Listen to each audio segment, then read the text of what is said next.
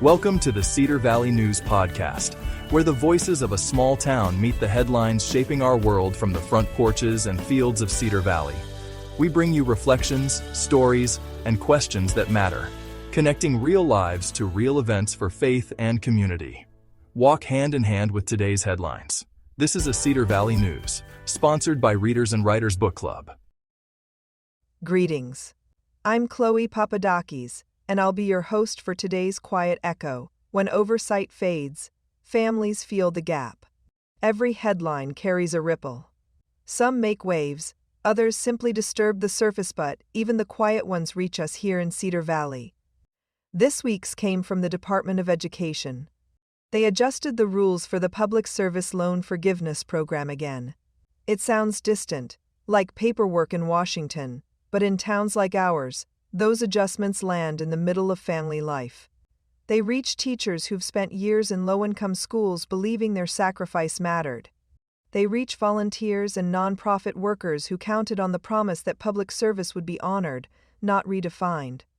One teacher here in Cedar Valley told me she's unsure if her years still count toward forgiveness. "I thought I was doing everything right," she said. But the rules changed.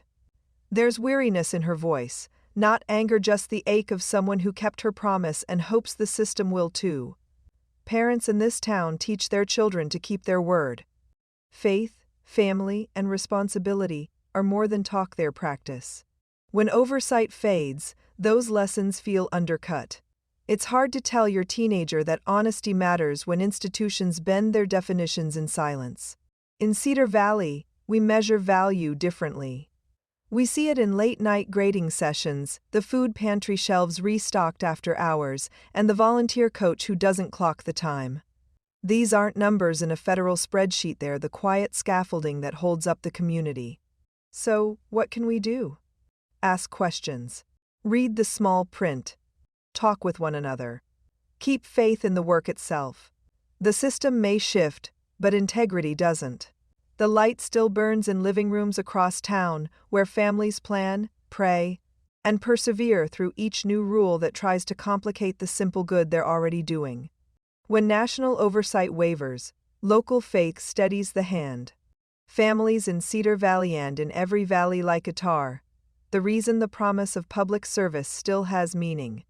We hold the line not with policy, but with love, consistency, and the quiet strength of doing what's right. This is The View from Desk 12B. You've been listening to Quiet Echo, a Cedar Valley News podcast. Join us again tomorrow as we share another story from the heart of Cedar Valley, where small voices still carry great weight.